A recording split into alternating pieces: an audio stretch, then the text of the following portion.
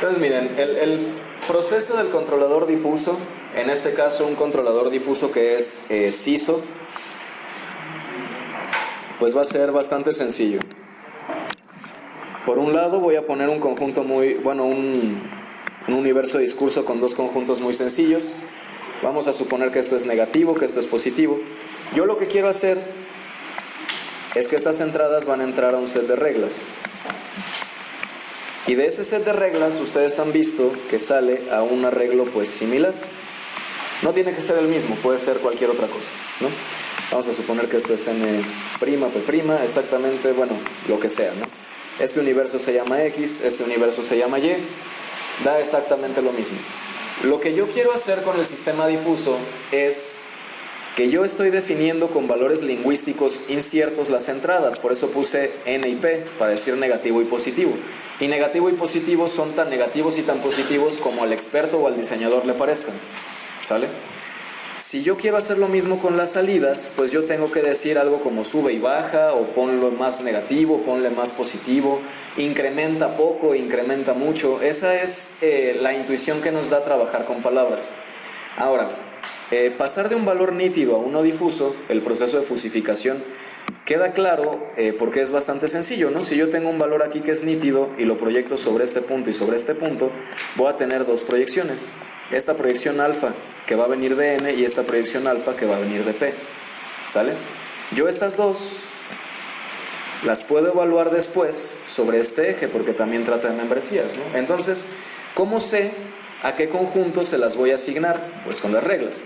Si las reglas dicen que n tiene que ver con n' y que p tiene que ver con p', lo que yo voy a hacer es que esa alfa n que estaba por aquí se la voy a asignar a esta n, y que esta alfa p que yo tenía por aquí se la voy a asignar a esta p.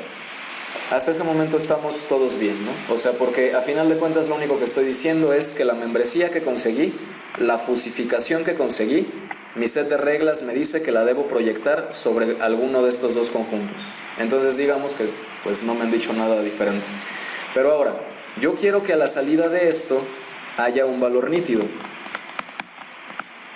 Sin embargo, lo que tengo aquí, entre estos cortes y estas reglas, sigue siendo algo difuso, porque yo solamente sé con qué posibilidad corté allá atrás. Entonces, ahora, ¿cómo lo transformo acá adelante? ¿Se les ocurre algo? ¿Qué hacemos? Vamos a ponerlo acá para que se vea más limpio.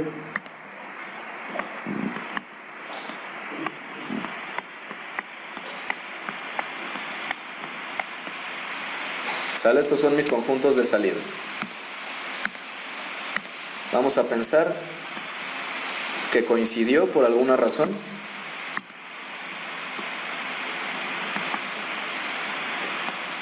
Tener estos cortes de aquí.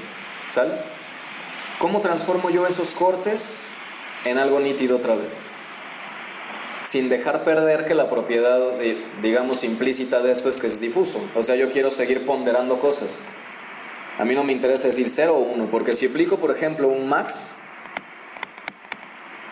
pues digo, aplica todo lo que signifique esto y punto, ¿no? Entonces yo podría pensar que donde esto es 1, pues es en todo este intervalo, y estaría feliz con cualquier punto de ese intervalo, ¿no? Pero si también quiero involucrar, digo, max no me sirve, ¿no? Porque pues le voy a quitar parte de lo difuso. ¿Cómo involucro también este otro corte de acá? Entonces, sobre esta función que está cortando y sobre esto que dejó libre, por decirlo de algún modo, yo voy a construir una primera área. ¿Sale? Ahora, sobre el segundo corte, yo también voy a ponerlo hasta aquí y hasta aquí. En realidad, de hecho, también abarca esta parte de acá, pero como ya quedó adentro de la otra, pues ya digamos que no se ve. La forma resultante es todo lo que quedó marcado en verde. Entonces lo que yo podría hacer sería calcular un centro de masa que más o menos va a quedar, no sé, por aquí. Y ese centro de masa se va a proyectar sobre un valor nítido que yo puedo usar como salida. ¿Ok? Entonces de esa forma recupero un valor nítido de una combinación de conjuntos difusos para cierto corte. Ahora, la complicación de esto pues es precisamente conseguir el centro de masa. ¿Ok? Hay varios algoritmos que ya existen así en la literatura que permiten hacer esto de manera rápida. Sin embargo, de manera directísima, ¿qué se les ocurre hacer? Exacto. Yo ya tengo ciertas figuras conocidas. Si yo obtengo la primera, me va a quedar algo como esto. Si yo tengo la segunda, me va a quedar algo como esto. ¿Ok? Yo de esas figuras, si esta la completo de este lado, pues me va a quedar algo parecido. Entonces yo sé dónde, o sea, yo puedo calcular aquí dónde me va a quedar el centro de masa, considerando esta pendiente. Yo puedo saber que aquí siempre me va a quedar en el centro. Y luego no me acuerdo cómo le llaman, pero si yo sumo las dos masas, divido entre, más bien, la masa total entre las masas individuales, es como un promedio. Entonces, a final de cuentas, dependiendo de la cantidad de masa que haya de este lado y de la cantidad de masa que haya de este lado, yo tendría aquí, por ejemplo, la masa 1 entre la masa total, y tendría aquí la masa 2 entre la masa total. Eso lo multiplico por la ubicación de este centro de masa, lo multiplico por la segunda ubicación del centro de masa, y eso me da una salida. ¿Sale? Entonces, bueno, de esa manera se puede hacer. Otra manera como se puede hacer es que en lugar de cortar los conjuntos,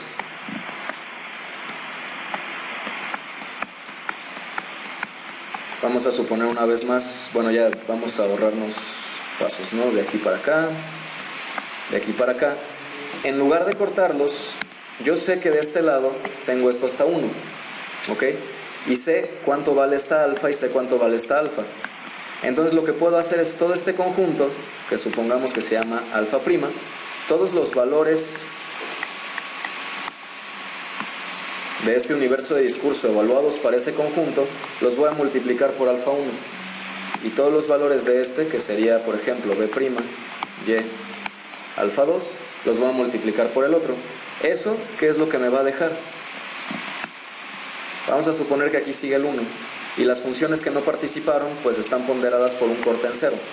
¿Sabes? Entonces, pues se pierde.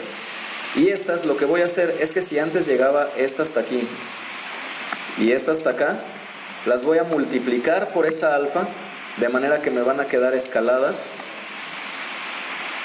hasta aquí y la otra hasta acá. Ese es el resultado de las multiplicaciones que yo estaba haciendo acá arriba. ¿Ok? Y una vez más, son figuras conocidas de las cuales yo puedo obtener el centro, y una vez más pues puedo hacer una especie de equilibrio. ¿Ok? Ahora, hay otras técnicas que me permiten que haga la defusificación de manera muy rápida. Si yo simplemente tengo dos conjuntos, vamos a suponer que esto es así. Yo sé que esto está centrado aquí y que esto está centrado aquí. Entonces yo puedo decir que lo que sea que esté alfa, mi resultado final va a ser igual alfa 1 por x1 más alfa 2 por x2. Y me olvido de la forma geométrica y me olvido de que si la ponderación de la masa o de lo que sea, simplemente tengo que saber dónde está x1 y dónde está x2. Si se fijan, esto pues es bastante simplista, porque en el instante en que yo tengo una función de membresía como esto, pues voy a estar ponderándolo igual que si fuera triangular o que si fuera lo que fuera, ¿no? Hay otros métodos que también son bastante simples, que dicen que si uno tiene, por ejemplo, un trapecio, dicen, pues vas a tomar el centro del trapecio y haces lo mismo que teníamos aquí, que es nada más ponderar las funciones juntas. Vas a tomar la izquierda del trapecio, ¿por qué? Porque se me antojó, de veras, es así, porque es la izquierda. Y hay otro que dice, porque es la derecha. ¿Sale? Entonces, si se fijan, los métodos que son más confiables o que de algún modo representan mejor lo que está pasando, pues es este o es este de acá. ¿Sale? Y en los dos casos se trata de ponderar masas, o uno puede considerarlo como una especie de centro geométrico. Sin embargo, la esencia es que ustedes tienen una suma ponderada, ¿sale? Una combinación lineal. Tú dices que si aquí tuviera un corte, sería esto de aquí, ¿no? Entonces que todo esto le faltaría. Sí, efectivamente. La cantidad de masa que tenga, si te fijas lo que estaba yo poniendo acá, la fuerza con la que la figura va a jalar hacia este punto o hacia este punto va a depender precisamente de esa cantidad de masa. Entonces, mientras más masa haya de este lado, más fuertemente el resultado se va a jalar hacia acá. Entonces, si tú tienes menos masa, pues vas a permitir que el resultado se concentre más de este lado que del de acá. O sea, eso tal cual. Ahora, no sé si pretendes hacer como una comparativa entre el centro de masa que estaba explicando de este lado contra este, o si simplemente es la intuición de que mientras más masa haya, más se va a ir hacia un lado. En donde pudieras tener más problemas es en este tipo de consideraciones arbitrarias, porque ahí sí tu centro de masa, que no va a ser un centro, va a estar localizado aquí o aquí o aquí. Entonces ahí sí vas a tener un cambio directamente sobre el universo de discurso de salida. Pero en este lado, tu centro de masa, pues ya sea que lo cortes, tal vez este puede cambiar un poco, porque es un hombro, o sea, digamos que si lo cortas o lo escalas, si lo escalas el centro se va a mantener siempre en donde mismo. Si lo cortas, posiblemente sí tenga algunas variaciones, pero van a ser pequeñas si te fijas, y van a depender de la función que definiste. Si tú lo haces con un triángulo, pues va a ser esencialmente lo mismo, y las diferencias más grandes que vas a tener van a ser debidas a esta masa que estás perdiendo. Entonces, el resultado va a ser similar, y similar es un decir porque es relativo. Tú sabes que el resultado va a estar entre estos dos, ¿sale?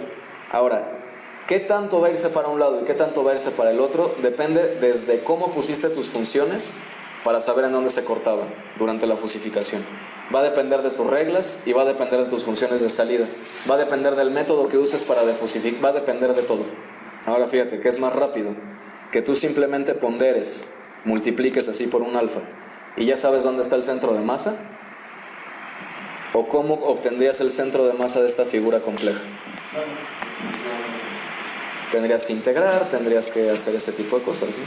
Entonces, digamos, a final de cuentas, pues computacionalmente podrías encontrarle ciertos beneficios a este. Sin embargo, de manera muy tradicional, este es el que se utiliza más en cualquier reporte serio de lo que estés haciendo. Cuando ustedes vean el editor tanto de MATLAB como de LabVIEW, se van a dar cuenta de que pueden escoger qué tipo de defusificación quieren. Y entonces ustedes podrían correr 20,000 pruebas para ver cuáles está dando un resultado distinto. Sin embargo, si lo piensas más allá, tú lo hiciste difuso, a ti te interesó hacerlo difuso. Entonces, ¿cómo vas a saber o cómo podrías evaluar cuál es mejor? ¿Estás de acuerdo que quedas metido ahí en la incertidumbre? O sea, no podemos saber si uno es mejor, no podemos saber si el otro es mejor. Posiblemente si comparas los dos contra un problema en específico, que sea hacer regresión, por ejemplo, o un controlador en particular para las mismas condiciones y que lo único que cambie sea eso, tal vez observarías diferencias. Sin embargo, estoy seguro que habría ejemplos para los que te convendría usar uno y otros para los que te convendría usar el otro. Y ese es el chiste, a final de cuentas, de toda esta historia de la lógica difusa.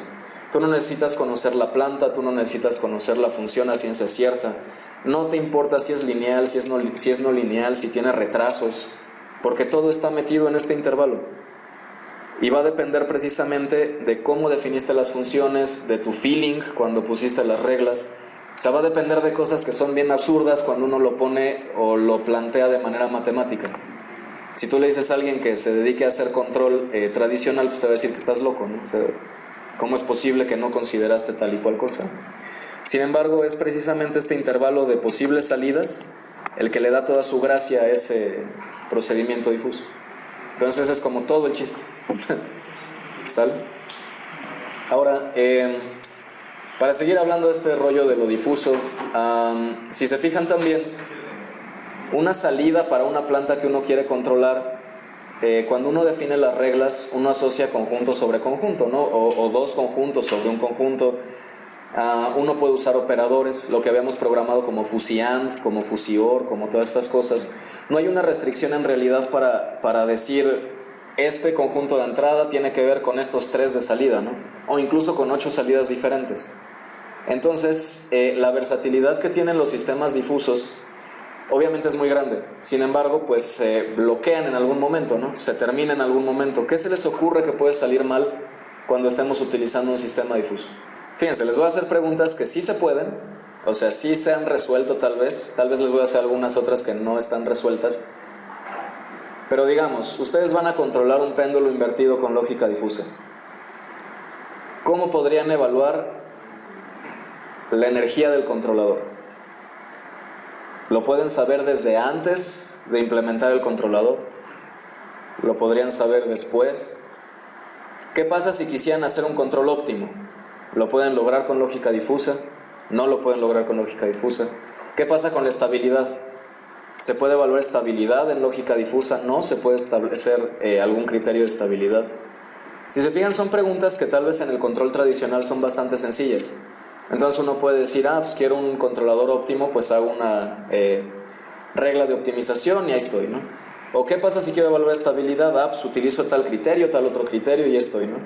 ¿Qué pasa si quiero hacerlo, quiero poner un filtro, ¿no? ¿Qué pasa si quiero hacerlo adaptable? Hay respuestas que ya están muy bien dadas para el control tradicional y que para la lógica difusa todavía no se han terminado de establecer. Y hay varias propuestas para hacerlo y todo esto, ¿no? Sin embargo, a lo que voy es, si no a todo le pones lógica difusa, ¿sale?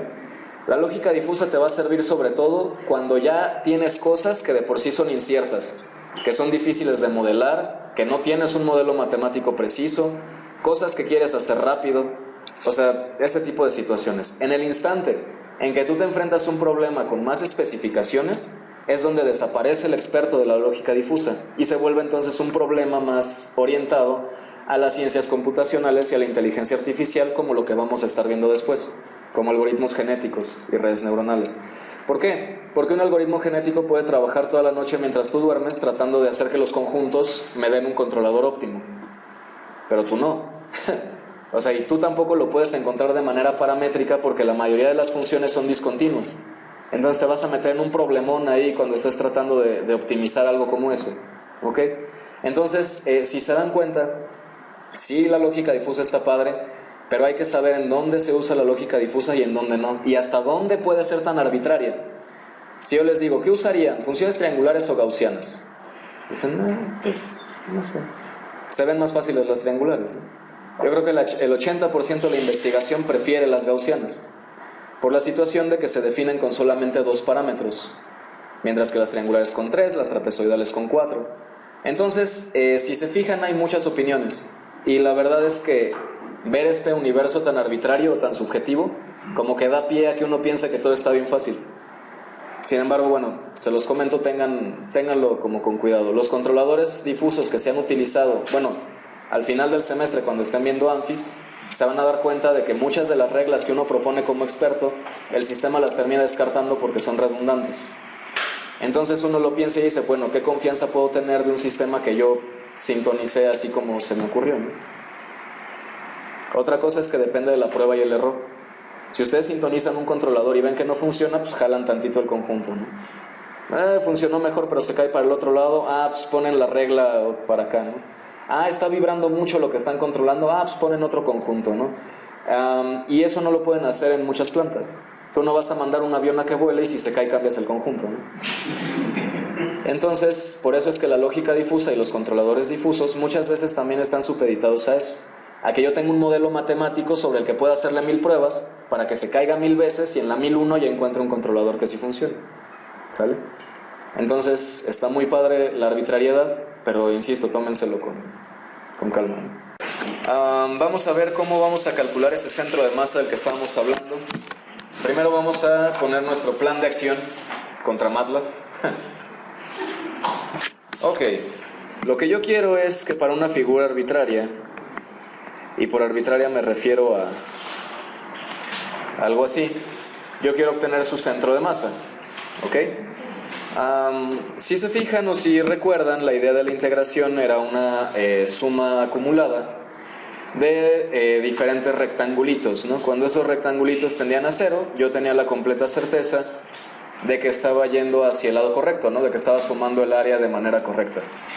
Obviamente para un método numérico, como ya recordarán, nosotros no podemos ser tan precisos como para tener una integral continua, ¿sabes? Porque necesitaríamos infinitas iteraciones. Lo que hacemos entonces es que cada uno de esos rectangulitos lo vamos a evaluar para algún punto de la función y vamos a considerar que esa área pues está ahí, ¿no? Ahora, hay varias formas de evaluar esto de aquí. Algunas, como ya saben, como lo que comentábamos, bueno, lo que comentaba el jueves, no sé si hayan visto los videos, el retensor de orden 0 o Zero Order Hold, lo que hace es que ahí donde cayó el muestreo se mantiene hasta el siguiente, y hasta el siguiente, y hasta el siguiente, y hasta el siguiente, ¿no? Entonces, a partir de esos puntos yo voy a construir rectángulos hacia abajo. Y con esos rectángulos voy a sumar el área que tengo, ¿no? Y con eso voy a obtener una aproximación a la integral. Ahora, si se acuerdan, también podía hacer algo que era al revés, y de esto se trataba la integración a priori o a posteriori. La idea era que en lugar de estar viendo estos rectangulitos, lo que yo hacía era que en lugar de retener el valor, yo lo que iba a evaluar eran rectángulos que salieran hacia atrás. Entonces iba a tener este rectángulo aquí, este rectángulo acá, este rectángulo acá. ¿Sale? Si se fijan la diferencia, pues de manera obvia va a ser esta área que queda aquí. Entonces una de las mejoras que se le hacen a este método es poner la altura del rectángulo a la mitad. ¿Sale? Ni en el primero ni en el segundo, pero en el promedio. ¿Ok? Ahora, hay varias formas de hacerlo. Si se acuerdan, ahí no les estoy diciendo los nombres de los métodos, pero aquí ya pasamos por algunos. La idea es que si aquí tengo una muestra y aquí tengo otra muestra, lo que voy a hacer es suponer que de aquí a acá es lineal, y entonces voy a tomar un punto aquí en medio y voy a tomar mi área aquí. Entonces se supone que lo que pierdo aquí, lo gano acá. ¿Ok? Y esto se llamaba método de Euler.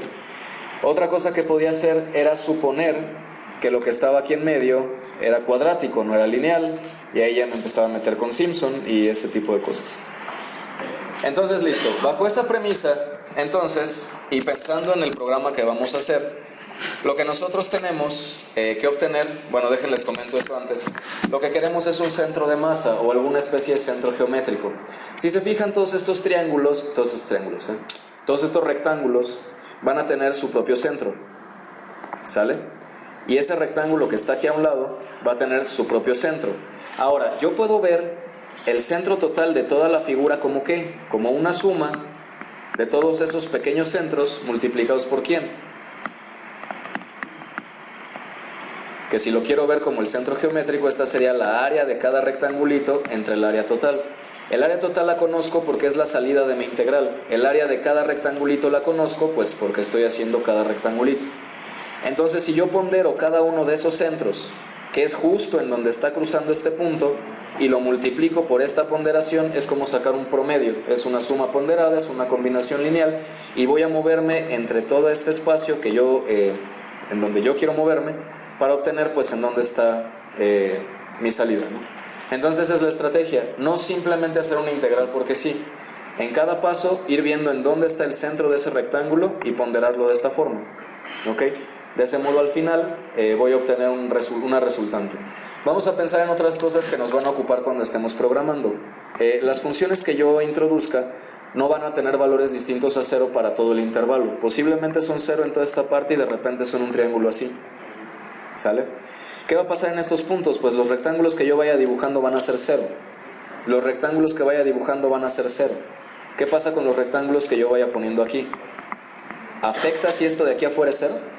Tengo que estar consciente de que no todo el intervalo va a ser 0. Lo que sí nos va a afectar es que ¿qué pasa si de aquí a aquí hay 5 pasos y de aquí a aquí hay 2.760.926? O bueno, 27 para que no se enojen. Por precisión, ¿no? O sea, entonces, ¿qué pasa? Pues que vamos a dedicar una integral a 0. ¿Sabes? Y el procedimiento se va a tener que hacer. Entonces hay dos cosas que tengo que preocuparme. Primero, a mí me van a dar una función de membresía que va a estar dada en cierto universo de discurso, pero también me van a dar una función de membresía que posiblemente en algunos puntos es 0. Con una gaussiana ya me fregué, ¿sabes? Porque para todo va a tener algo diferente a 0. Y para una triangular pues tal vez sí la puedo hacer más padre, ¿no? Porque puedo cancelar algunos valores y pues ya todo está más a gusto, ¿no?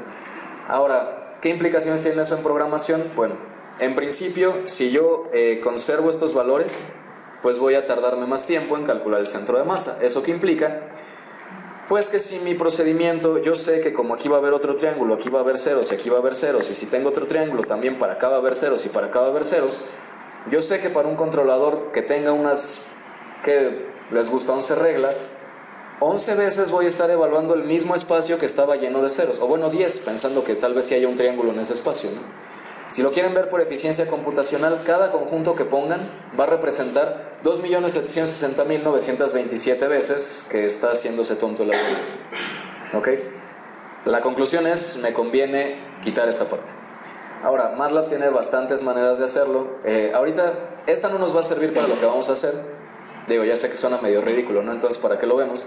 Pero les va a ayudar para hacer otras cosas, y son de esas cosas de MATLAB que posiblemente no encuentren en los foros. ¿Ok? Entonces, por eso sería bueno verlo. Es un ejemplo muy rápido.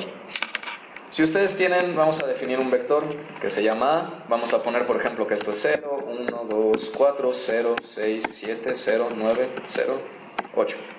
¿Sale? Y ahora vamos a suponer, a ver, vamos a decirle MATLAB, dime A en la posición 1, y dicen, eso ya me lo sé, ¿no? O sea, ya sé cómo llamar cosas de MATLAB. ¿Qué pasa si ahora le digo, dime todos o ponme todos los valores en donde A es diferente de 0? ¿Verdad? Eso tal vez no lo conocían de MATLAB, y si se fijan es una herramienta bastante poderosa para que ustedes descarten cosas, ¿no? ¿O qué pasa si ustedes, la pregunta es cuántos ceros hay en mi función? Entonces ustedes podrían decir, dime cuando esto sea igual a 0 y dime cuánto mide esto, ¿no? Entonces ya les da 4. Entonces de esa manera ustedes pueden hacer una búsqueda rápidamente en un vector. Esto también, bueno, lo pueden extrapolar a más cosas, ¿no? Puede funcionar con otro tipo de valores. Puede ser mayor que, menor que, puede funcionar en bidimensionales. Con esto pueden entretenerse ahí sacando los valores. ¿Cuál es el problema de esta metodología? Que nosotros no podemos saber en qué ID está cada elemento, y eso nos serviría ahorita porque podríamos borrar todos los ceros que nos estorban y quedarnos solamente con los espacios que queremos. Sin embargo, acuérdense que cada función tiene una parte X y una parte Y. Esto que hice lo puedo hacer para y decirle quita donde vea 0 y me va a dejar una Y, pero luego ¿cómo sé con qué X? ¿No? Entonces digamos que no lo podría hacer de esa manera. Sin embargo, MATLAB, como ya deberíamos de estar acostumbrados, tiene una manera fácil de hacer esto, ¿no? Entonces, si se fijan, pues aquí pueden utilizar esto para encontrar algunas cosas, ¿no? Aquí les dice que va a dar todos los índices en donde sean no 0. Entonces, pues ya ganamos, ¿no? Ya está así de fácil. Hay otras funciones en MATLAB. Para seguir con esto, digamos, tampoco lo vamos a usar ahorita, pero son cosas que son muy padres de MATLAB. Si ustedes están haciendo una condición como if, pueden hacer cosas como estas. Pueden decir if any, y entonces ahí ya pueden poner A igual a 0, por ejemplo. Entonces lo que le están diciendo, si cualquiera de los valores que están adentro de A es 0, pues es cierto. Si ninguno de ellos es 0, pues es falso, ¿no? Si le ponen que alguno de ellos sea menor a 0, les va a decir que no es cierto porque todos son positivos. Entonces también pueden usar any y también pueden usar all, ¿sale? Entonces cuando quieran hacer condiciones con vectores ya no tienen que evaluar con un for para cada elemento del vector. Yo sé que tal vez me salió un poco del tema, pero bueno, insisto, son de esas cosas que no van a encontrar tan fácilmente en un foro, en un tutorial, ¿ok? Entonces, bueno, ahora sí, queremos una función que haga el centro de masa. ¿Qué le vamos a pedir al usuario? Hemos estado definiendo nuestras funciones de membresía a través de un universo de discurso y de una salida que hasta el momento hemos llamado Y. Entonces, bueno, tal vez aquí convenga ponerle M, ¿no? No pasa nada, MATLAB no se va a confundir, pero sí nos podemos confundir nosotros. Entonces, centro de masa, X y Y. Con X pues ya tenemos el universo de discurso, con Y tenemos la función de membresía. Ahora, ¿qué voy a hacer al principio? Yo estoy suponiendo que me están dando una función arbitraria. Si nosotros de hecho estamos evaluando una función AND otra función, me va a quedar una cosa rara. Si yo tengo esa función OR, NOT, otra AND otra, pues me va a quedar una cosa más rara. Y si tengo hombros, y si tengo gaussianas, y si tengo una función arbitraria, pues me van a quedar cosas todavía más raras. Cualquiera de ellas se va a definir en un universo de discurso y nos va a entregar una Y, ¿sale? Entonces mi función así es suficientemente general para cualquier cosa que yo quiera hacer. Fíjense que de hecho esto tiene una parte padre, porque cuando yo ya esté usando esto yo puedo poner aquí, creo que nada más con F mi función FAND, y puedo ir poniendo ahí cosas, ¿no? Y puedo poner ahí la primera Y que va a ser fusitriangular, pero bueno, lo que quiero que vean es que puedo seguir con esta idea de modularidad en la programación, para que en una sola línea tenga pues lo que yo quiero, ¿sabes? Entonces, bueno, ¿con qué empiezo? ¿O por dónde empiezo? De principio, pues parece que voy a necesitar un iterador para ir recorriendo a través de todos los rectangulitos. Entonces necesito que esa i vaya desde 1 hasta x, ¿no? Pero quedamos que queríamos eliminar los ceros. Entonces, volvamos a invocar aquí el find. Y si se fijan, era así de simple. Regresa los índices que corresponden a las entradas no cero del arreglo X. Vamos a hacer una prueba para ver cómo funciona. Yo tengo aquí A, que me dice que pues ahí estamos. Si yo le pongo find A, vamos a ver si la respuesta tiene sentido. Me dice que no es 0 el 2, entonces esta es la posición número 2, efectivamente no es 0. La 3, la 4, la 5 sí es 0, entonces no aparece aquí y pues ya estoy, ¿no? Ya vi cómo funciona find. Entonces vamos acá arriba y vamos a decir que esos índices van a salir de find en y. ¿Sale? Entonces vamos a hacer una y'. Digo, esto no es necesario, pero una vez más nos va a dar claridad en el programa. Vamos a poner que es y en todos los puntos que están en ID. ¿Eso funciona o no funciona? ¿Sí funciona? Acuérdense, si no sabemos, podemos decir A en todos los espacios de find A. Si se fijan, es lo mismo que hice hace rato, ¿sabes? Entonces, bueno, ya vimos que sí funciona. Y lo otro que vamos a tener es este x'. Si se fijan, esto también sirve para el principio de extensión, ¿sale? O sea, si quieren optimizar la calculadora difusa, también pueden hacer algo como esto. Vamos a agarrar x en las posiciones en ID. Con esto lo que quiero que vean es que la manera como uno puede pedirle cosas a MATLAB dentro de un arreglo es también bastante versátil. Uno puede pedirle con una serie de números. Uno puede pedir, por ejemplo, del 1 al 3. Uno puede pedirle del final menos 2 hasta el final. ¿Sale? Entonces aprovechen eso, ¿ok? Aprovechen esa potencialidad que tiene MATLAB para todos sus programas. Entonces, bueno, aquí el largo va a ser de x' y listo, ¿no? Ahora, yo ya sé que en cada uno de esos valores de x', o bueno, de x, en este caso, de mi x modificada, voy a tener un punto en donde sí sé cuánto vale la función. Y también sé que donde deje de ser 0, vamos a ponerlo con un dibujo. Vamos a suponer el primer punto en el que la función dejó de ser 0. Si hacemos un zoom muy grande, vamos a suponer que aquí estaba un paso y aquí estaba el otro paso. Mi función ya cambió dentro de esos dos pasos. Esto vamos a decir que es k y esto es k más 1. ¿Sale? Sin embargo, yo la primera información que tengo de algo que es distinto a 0 es esto de aquí. Aquí puedo tomar varias decisiones, ¿ok? Yo puedo asumir que mi punto de la función que está pegando en 0 está en este valor k. Entonces estaría asumiendo que está así. Pero ¿qué pasaría si en realidad la función fuera de esta forma? Bueno, también supongan que pasa por ese punto. Pues esta función azul y esta función roja, hasta antes de k más 1, serían bastante diferentes. Entonces, una vez más, aquí es a su consideración y a lo que ustedes vean que, bueno, tal vez la resolución es responsabilidad del usuario. Entonces ustedes podrían decir, pues aquí donde me digas que empiezas, yo no voy a asumir si hay 0, yo no voy a asumir nada, yo digo que ya empezaste y punto, ¿no? O si saben que usualmente la resolución es bastante buena, pueden asumir esto de acá, o pueden asumir esto de acá, ¿sale? De momento, pues no sé qué les parece, yo no voy a asumir nada, ¿no? O sea, ¿para qué uno se mete en broncas? Sin embargo, ¿para qué les estoy hablando de esto? Porque yo puedo, entre estos dos, ver hasta dónde llegó esta y construir un rectángulo en el promedio de eso con 0. Me va a quedar un punto aquí, voy a tener un rectángulo aquí, y como les decía hace rato, el área que yo estoy ganando de este lado y la estoy perdiendo de este, estoy de algún modo compensando, ¿ok? Entonces digamos que también sería una propuesta válida independientemente de en qué punto está la línea, ¿no? Entonces, bueno, regresamos a MATLAB a hacer nuestros sueños realidad. Y vamos a ver, para ese primer punto, esto es en x' y yo estoy suponiendo que atrás tenía también otro valor. Sin embargo, dense cuenta de algo.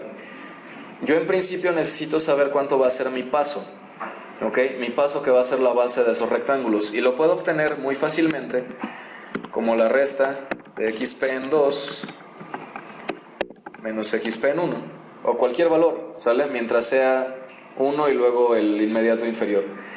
Esto en MATLAB va a tener una restricción. Si el usuario puso valores de x que son irregulares, yo ya no puedo hacer esta integral, ¿sale? Pero estamos suponiendo que el usuario no es así de... está usando intervalos regulares, y por otro lado también suponemos que tenemos más de un valor, porque si no esto también iba a botar un error, ¿ok?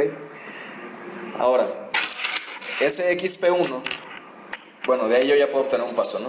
Este xp en la posición 1 de manera inicial, quedamos que yo lo voy a promediar, pero no voy a promediar x, voy a promediar y. Entonces tengo yp1 o en y, y voy a tener además, ¿qué otra cosa? Voy a tener 0, ¿sale? Que sería el y anterior, pero ahora fíjense que voy a tener problemas en MATLAB, porque cuando yo siga iterando, de repente ese código ya no me va a servir para la siguiente iteración, ¿ok? Entonces tengo que hacer algo. Si se fijan, lo estoy complicando así como de a gratis también, para que si alguno tiene dudas con respecto a MATLAB, pues vaya viendo más cosas, ¿no? Entonces, bueno, voy a poner aquí ya, que va a ser y anterior. Vamos a poner inicialmente que y anterior es igual a 0, y me voy a comprometer a que cada vez que este ciclo acabe, y va a ser igual a ¿quién? A ypi, ¿ok? Si no, ahorita vamos debugueando si nos equivocamos en el paso iteración, en lo que sea, ¿no? Entonces yo voy a tener esto y voy a obtener el promedio, ¿sale? Ese promedio va a ser la altura de mi triángulo, ¿ok? Entonces, ¿qué me falta? Pues multiplicarlo por la base. ¿Cuánto es la base? H, ¿ok? Y esto va a ser el área del rectángulo en y. Ahora, MATLAB me va a lanzar un warning. Me va a decir que A tengo que ponerle un valor al principio. Entonces, bueno, yo lo que puedo hacer de inicio, y ahorita evaluamos que también nos sale eso, es llenar A con un montón de ceros en una sola dimensión y para el largo de xp, suponiendo que voy a tener tantos rectángulos como muestras tengan x, ¿sale? Ya tengo el área del rectángulo y quedamos que también necesito un área acumulada, ¿ok? Entonces voy a definir acá arriba un área acumulada y vamos a inicializarla como 0. En cuanto calcule la primera área, puedo decir que la primera área acumulada va a ser lo que tenga guardado más lo que acabo de calcular, y listo, con eso voy a tener el área total, ¿sale? Ahora, si se fijan, la multiplicación por h ¿es o no es necesaria?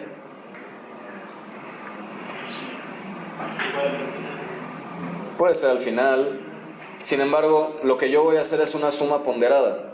A final de cuentas voy a terminar dividiendo algo entre el total.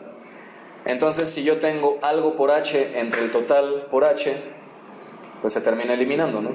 Si yo en realidad quisiera obtener el área, si yo quisiera hacer la integral, sí tendría que considerar ese paso de iteración, ¿sabes? Para obtener en realidad cuánto es lo que estoy integrando.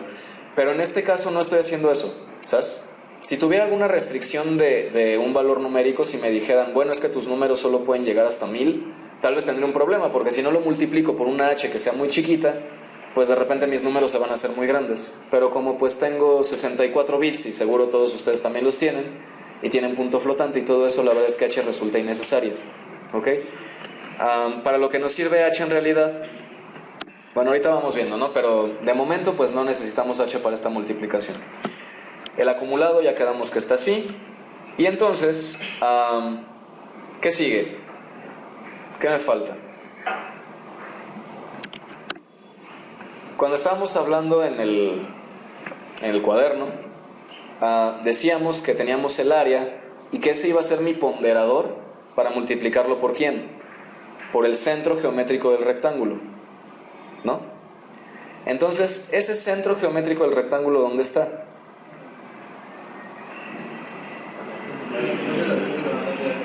¿En dónde?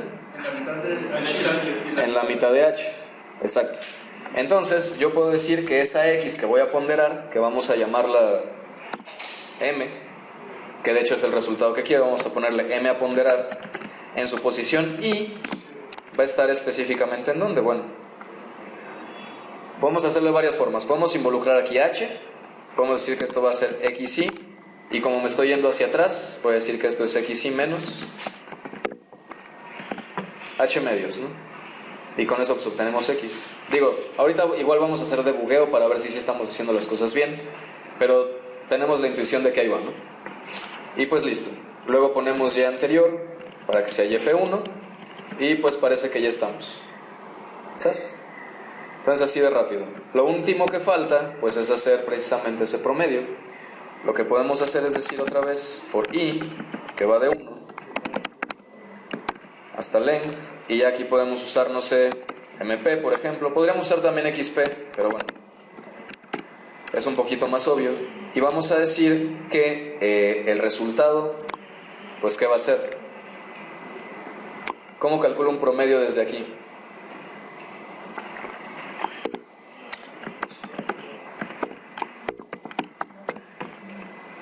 Ahí tengo mi ponderación, que va a ser a entre el total, ¿sale? Y eso lo multiplico por ¿quién?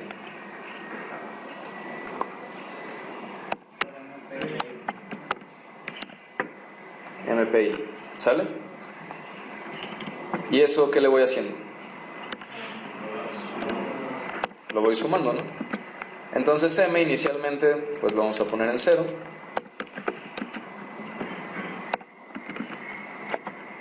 Y parece que ya está listo. ¿Ok? Digo, parece. Hay que hacerle algunas pruebas todavía. Listo. Ya está m, ya está.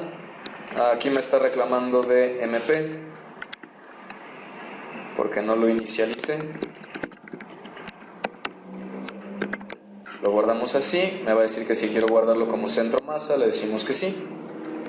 Y bueno, es momento de las pruebas, ¿no? ¿Sabes? Vamos a ver. Digo, se vio muy fácil, ¿no? Como para ser verdad, seguramente tendremos que, que hacer algo ahí. Listo, ¿no? Vamos a ver. X es igual, vamos a ponerle 0 hasta 20, ¿les gusta? Vamos a decir que Y es igual. No queremos un hombro, queremos un... Bueno, todos son hombros aquí. Un trapecio, ¿no? Para probar.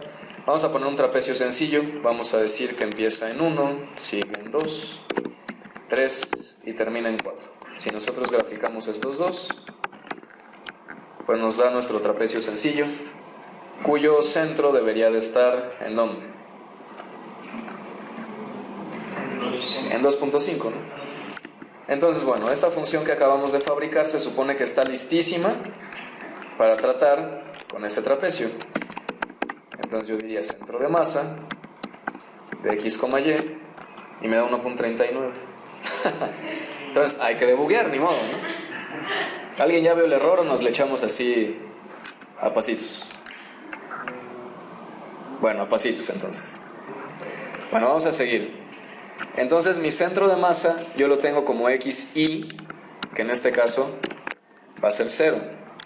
Ahora vamos a ver aquí. ¿Xy es 0? Entonces, ¿cuál es el problema?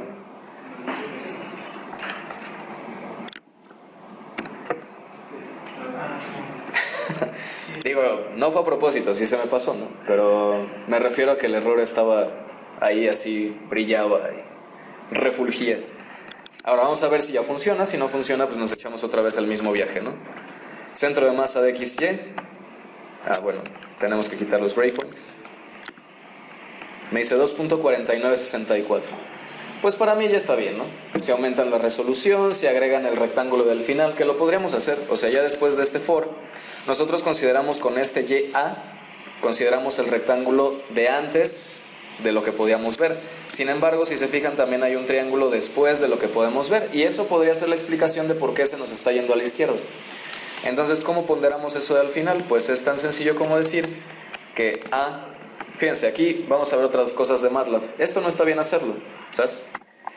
Pero podemos decir que es A de I más 1. Si se fijan, I cuando termina el for, quedó con el valor del largo de xp. Si se fijan también, A estaba dado hasta el largo de xp, entonces si yo le sumo 1, voy a inventarme un nuevo valor en A, y eso a MATLAB no le gusta, ¿ok? Si se me olvida que I se quedó guardada, le puedo poner end, entonces con eso también puedo agregarle valores al vector de A, sin embargo tampoco es lo correcto, ¿ok? Vamos a suponer que de momento no me interesa si es lo correcto o no es lo correcto. Ya ustedes se encargarán de limpiar esas cosas del código. Y tenemos que para la última posición de A, pues tengo yp final más cuánto, pues más 0. Entonces pues ya no tengo que sumarle nada, y lo único que hago es dividirlo entre 2. ¿Sale? Estoy haciendo la misma asunción que hice antes. Y obviamente al acumulado le tengo que sumar esa A, que ahora ¿dónde va a estar? En end, porque yo aquí ya le agregué 1. Si lo vuelvo a buscar en end más 1, pues no va a encontrar nada, ¿ok? Si se fijan, pues bueno, otra cosa que tendría que hacer aquí sería decir que MP en ese punto de I va a ser igual al último XP más H medios. ¿Sale? Ahora no sería MPI, sería MP en end más 1. Insisto, esto no es una buena práctica de programación. MATLAB no se da cuenta de que estamos haciendo algo terrible, ¿ok? Todavía no nos pone warnings ni nada, no quiere decir que esté bien. Siempre en cualquier lenguaje de programación incrementar posiciones a un arreglo causa problemas, siempre. Si ustedes esto lo quieren pasar luego a C, lo quieren pasar luego, bueno, se van a dar cuenta de que hay un montón de conflictos, ¿no?, para tratar de hacer esto. Para los que les gusta el VHDL y las FPGAs, esto es simplemente una locura, ¿no? Tienen que definir desde el principio su memoria y hacer todas esas cosas. Entonces, bueno, solo llévenselo como comentario. Se puede hacer, por eso es que muchos preferimos MATLAB, pero no es lo que se debe de hacer. Y pues listo, ya tenemos eso. Ahora sí vamos para acá. Se supone que no debería tener ningún cambio. Si volvemos a evaluar, pues nos da 2.5 de manera exacta, ¿ok? Obviamente pues esa función trapezoidal no implicaba ningún reto, ¿no? O sea, tal vez nos interesa ver una gaussiana, o tal vez nos interesa ver la misma trapezoidal pero movida para un lado, y ya de algún modo comprobamos que sí sirve. Entonces bueno, vamos a intentar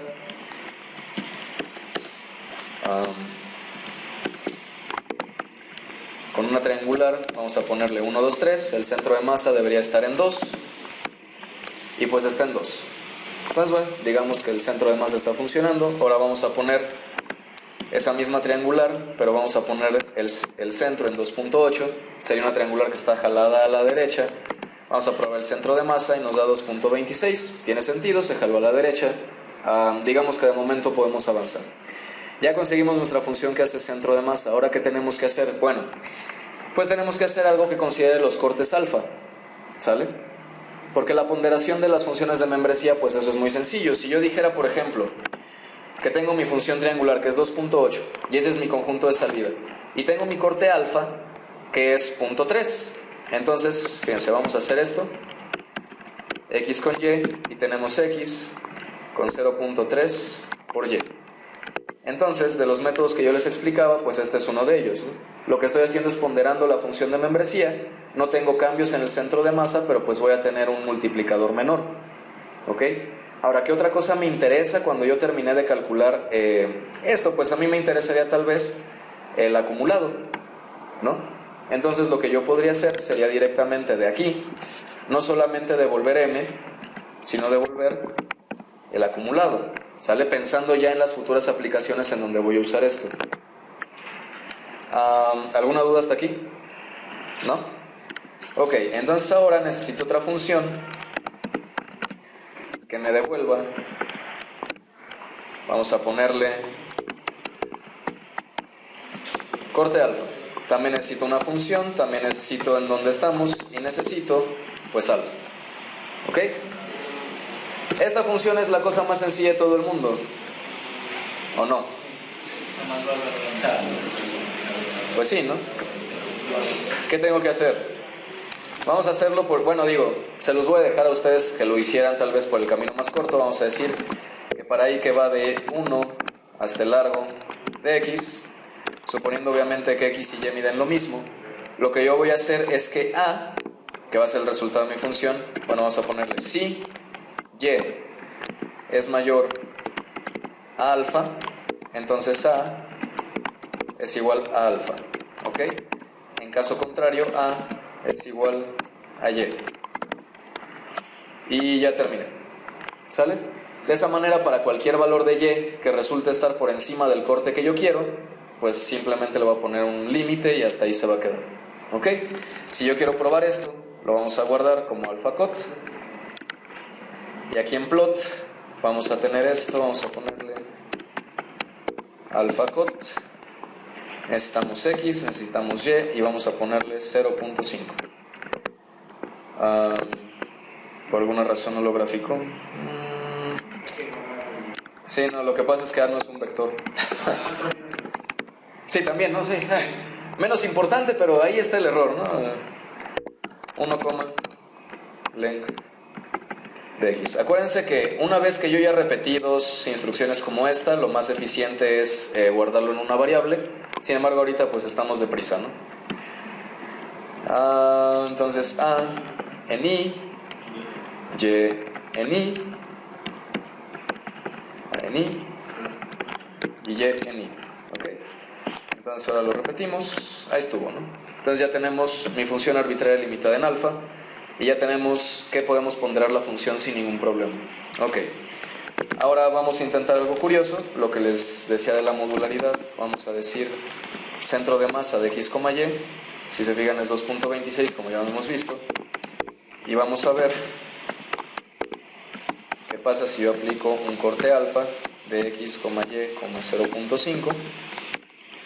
Si cambia, entonces si se fijan, el método por corte alfa me va a permitir que yo de algún modo también pondere de manera menor si tengo el corte alfa en algún lado.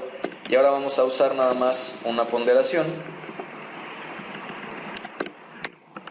Y si se fijan, que aquí ya la consola me quedó chica, es lo mismo que en la parte de arriba. ¿Ok? Entonces, si yo pondero, que es lo que les comentaba al principio, el centro de masa, o en este caso el centro geométrico, va a permanecer siempre en el mismo lugar. ¿Ok? Cuando yo hago los cortes alfa, ese centro sí se va a mover. ¿Ok? Entonces, bueno, ¿alguna pregunta hasta aquí? Al parecer ya estamos listos para defusificar. ¿Ok? Entonces vamos a hacer unos conjuntos.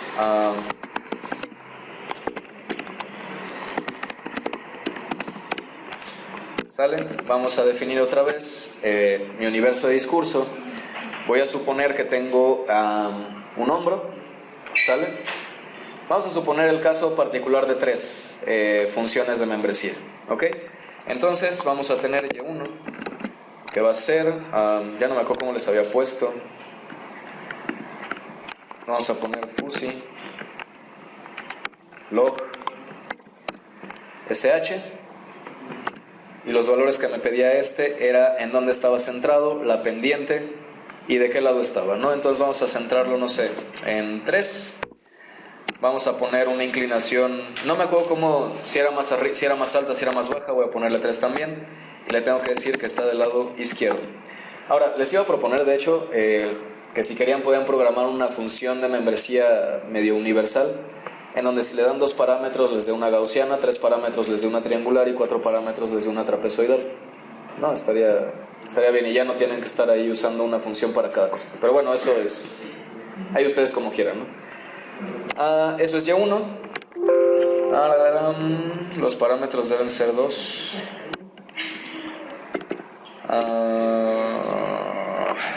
Bueno, tendré que consultar cómo estaba esto porque no me acuerdo. Claro.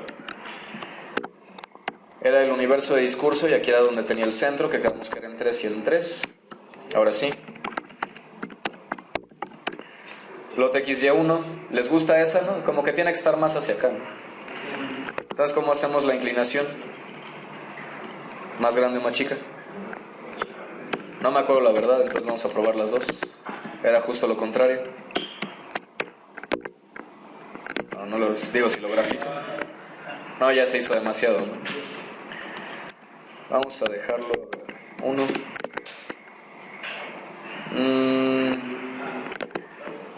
Tal vez lo que falta es que esto esté más acá.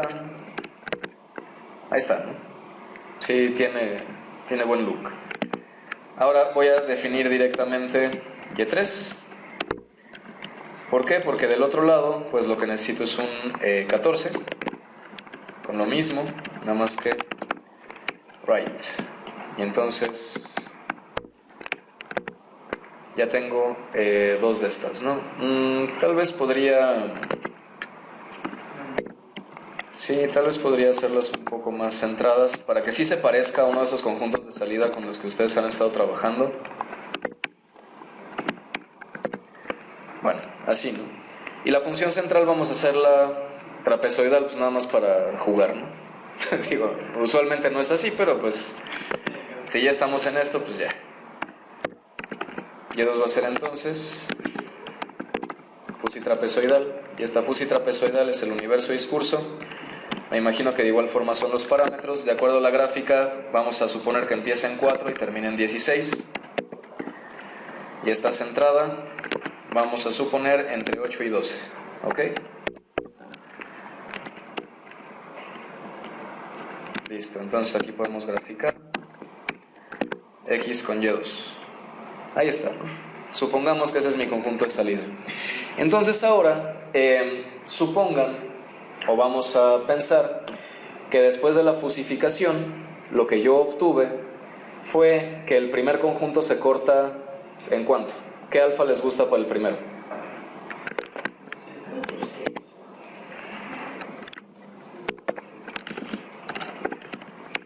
¿Y el segundo?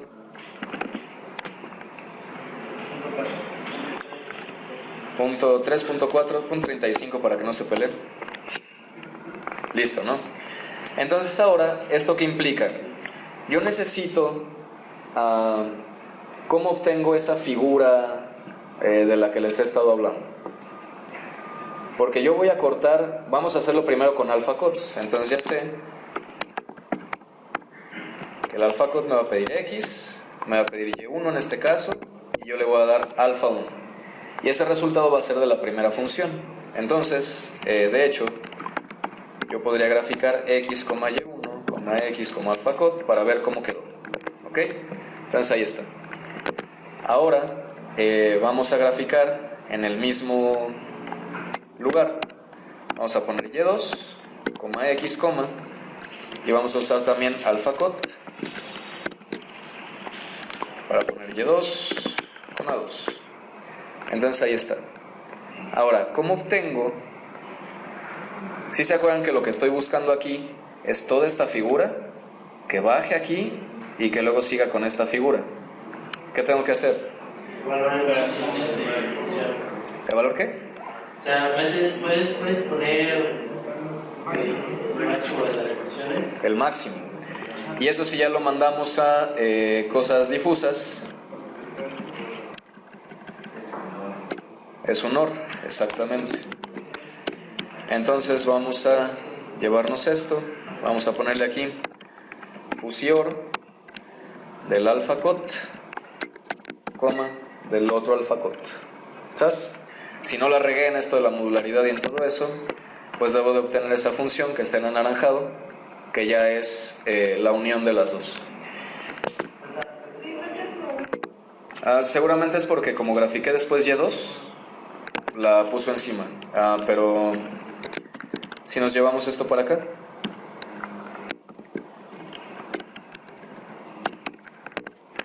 ahí está. ¿Sale?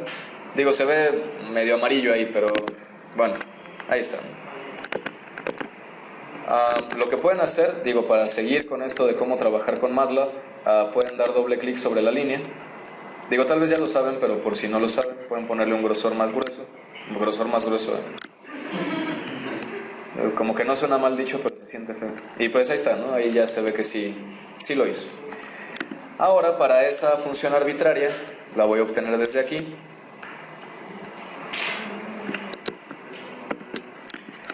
Y lo único que falta es decirle centro masa. Y nos va a pedir esa X y nos va a pedir esta Y. Y viva la modularidad, la idea es que tengo el centro de masa, ¿no? Si regresamos al plot, más o menos vemos que 6.6 está por aquí, ¿sale? Entonces suena de hecho como a que sí tengo ese centro de masa. Ahora, si se fijan, una de las cosas padres de hacerlo todo modular es que ¿qué pasa si alfa 1 yo digo que es 0.8? O bueno, vamos a dejarlo como A1 y vamos a poner el otro como 1 menos A1, como el inverso, ¿no? Y bueno, vamos a ponerlo esto así. Si se fijan, pues da otra cosa. Pero ahora podemos mover esto y decir que esto es 0.9, por ejemplo. Y cuando volvamos a graficar, pues ya tenemos una cosa muy distinta, ¿no? Cuando hagamos el centro de masa de A1 y de 1 menos A1, pues nos va a dar 4.8. Entonces, si se fijan, toda la masa que se empezó a concentrar de este lado va a jalar mi resultado hacia acá. ¿Ok? Ahora, ¿qué pasa? Si es A1, yo lo hago 0.1. Si lo grafico, si se fijan, es el segundo conjunto el que ya tiene mayor concentración. Entonces, si hago un centro de masa, me da 9.57, que ya está casi centrado en ese conjunto. ¿Sale? Esto es de hecho la gran importancia, la manera como les comentaba. El controlador difuso es como mezclar suavemente un montón de ifs. Si se fijan, conforme yo vaya cambiando esos cortes de acuerdo a las reglas y a las funciones de membresía, voy a ir teniendo como dos tanques que uno se va vaciando y otro se va llenando. ¿Sale? Y la salida nítida de esa defusificación va a ir variando entre mi resultado que estaría hasta la izquierda y mi resultado que estaría hasta el centro. Entonces, de esa forma es como yo mezclo ifs. ¿Ok? Además, alfa ahorita yo lo estoy variando como su complemento. Sin embargo, bueno, eso depende de las reglas y depende del sistema que ustedes tengan inicialmente. ¿Ok? ¿Alguna duda hasta aquí? Podríamos poner también a jugar la función de hasta acá, podríamos cambiarlo por triángulos, pero bueno, ya no tiene sentido. El chiste hasta aquí fue comprobar que esa defusificación me está otorgando un valor, pues, concreto, ¿no? Si yo lo quisiera poner todo en la misma línea, que la verdad es que ya a partir de cierto punto ya son cochinadas, pero bueno, también se puede. Lo que yo puedo hacer es ponerle aquí otra coma y vamos a poner un X diferente. Vamos a poner el X que se obtiene del centro de masa. Y ese centro de masa, ahorita les voy explicando. Voy a hacer un arreglo con dos X que van a ser la misma. Va a ser ese centro de masa, coma, ese centro de masa. Ya está asqueroso, ¿no? Y luego necesito dos valores en Y. Voy a poner aquí 0 y voy a poner aquí 1. ¿Para qué estoy haciendo esto? Pues para que cada vez que yo grafique me salga una línea donde está el centro de masa. Entonces le estoy pidiendo que los dos valores de X sean el centro de masa. Por eso pone en X centro de masa, 0 y X centro de masa, 1. ¿Ok? Entonces así tengo esa línea. Ahora si yo cambio a 1 y le pongo 0.4 y vuelvo a hacer esta cosa vulgar y terrible, pues ahí cambia la salida del centro de masa. Obviamente es mejor que lo hagan por partes, que todo tenga una variable y todo, pero a lo que voy es que podrían hacerlo también en una línea, ¿no?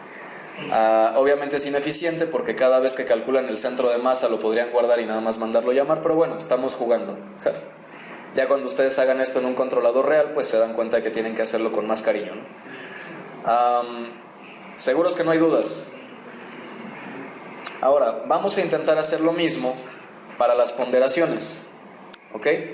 Para cuando estemos haciendo conjuntos que sean ponderados. Pero ya para evitarme hacer estas cochinadas,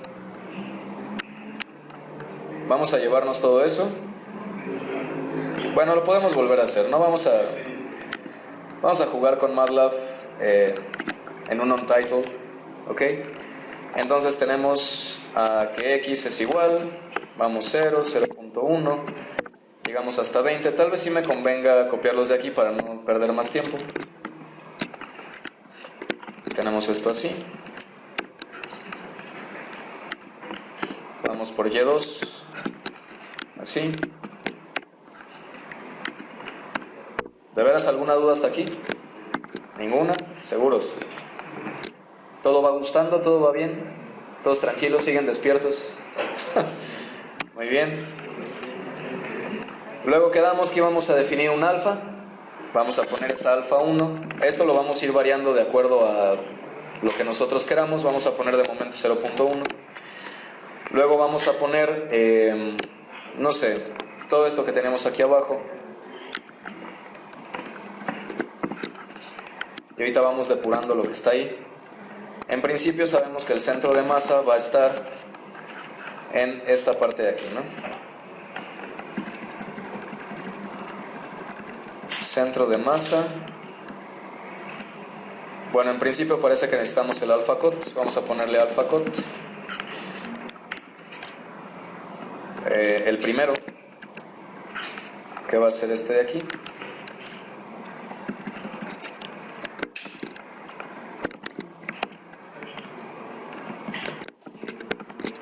El segundo, que ya quedamos que podemos ponerle como 1 menos A1. Digo, de momento, ¿no? Para no estar ahí inventándome alfas ni nada. Entonces, esto sería alfa cot 2. Ahora tenemos que el resultado es igual al fusior de AC1, AC2. Si se fijan, la idea de hacer funciones y todo, pues es que todo quede así chiquito y bonito y no nos delata, ¿no? Y luego ahora sí podemos graficar, y en lugar de toda esta vulgaridad tenemos el resultado. ¿Ok? Entonces, bueno, se supone que con eso obtendríamos un resultado parecido. Lo que nos falta es la línea horizontal. Esa línea horizontal, lo que nos falta aquí calcular es el centro de masa, que va a ser, no me acuerdo cómo la nombré. Sí, ¿verdad? Qué raro. Centro masa, tenemos X, tenemos res. Entonces aquí tenemos res, res. Y aquí tenemos 0,1. Si todo salió bien y no la regué, en el momento en que corra esto me va a pedir que lo guarde. Y bueno, sí la regué. Línea 11, X1, X2. ¿Qué pasó? Sí, claro.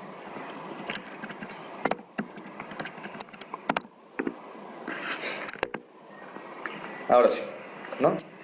Y entonces ya si nos queremos ver más o menos fantoches, podemos decir que A1,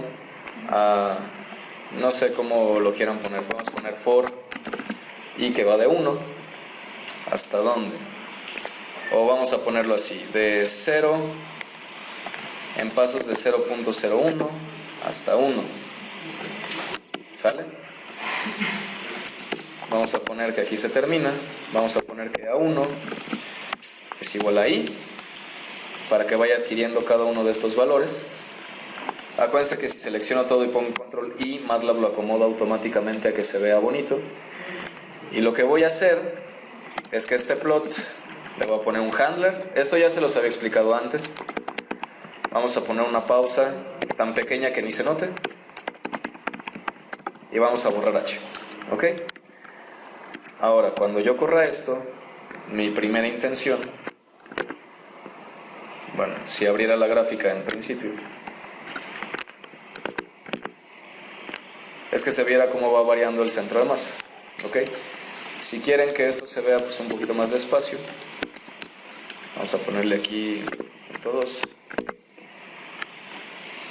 Ahí tenemos cómo las variaciones de alfa van haciendo que la salida nítida cambie. Acuérdense que aquí alfa lo estoy haciendo como el complemento, pero bueno, podría ser pues cualquier alfa para cualquiera de los dos conjuntos. ¿Sabes? Esta es la suavidad de la que les hablaba. ¿Ok? Acuérdense que alfa puede ser cualquier cosa, pero bueno, esta es de hecho la suavidad de la que se les hablaba. Ahora pues ya sabemos que sí funciona. Lo que queríamos hacer originalmente es evaluar si el centro de masa era igual o si era diferente para cualquiera de las dos condiciones. Podemos aprovechar la animación. Lo que podemos hacer entonces es decir que aquí calculamos AC1 y AC2 como alfa cot.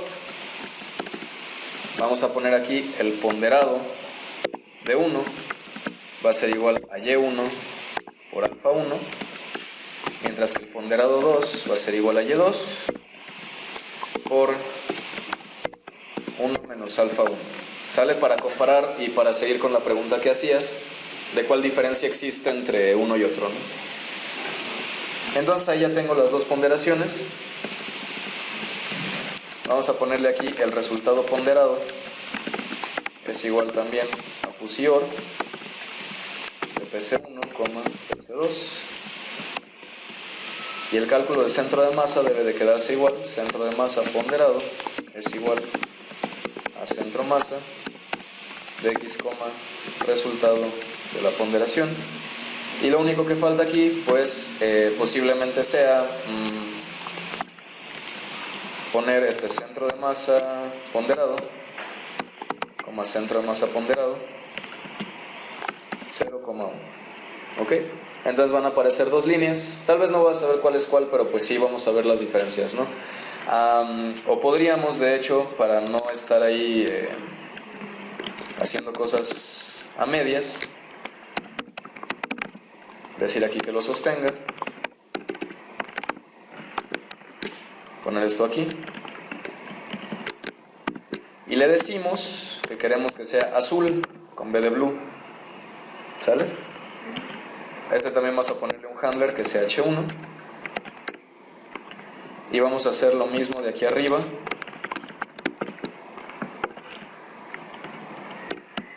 Pero vamos a hacer la línea con R de red. Cerramos, le ponemos H2. Y para que todo se termine de ver bonito, decimos set H1. Todo esto según yo ya se los había dicho. Si no, bueno, pues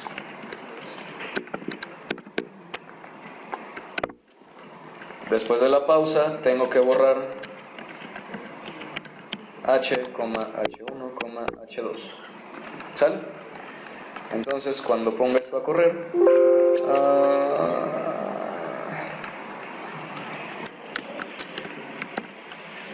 dice H1, H2.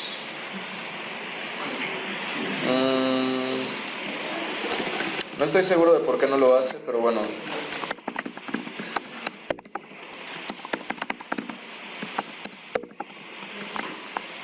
Lo hacemos por partes.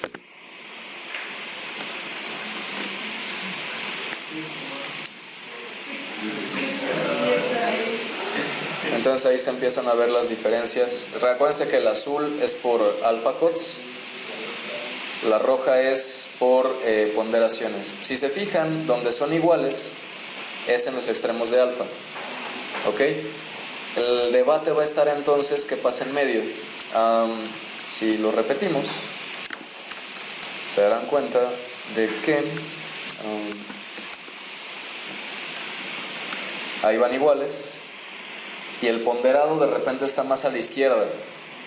¿Sale? Y el azul lo va a alcanzar. Entonces, bueno, en este caso, para este caso muy en particular, la salida de la evaluación de los conjuntos ponderados daría un resultado nítido más a la izquierda, pero insisto, es solo en este caso.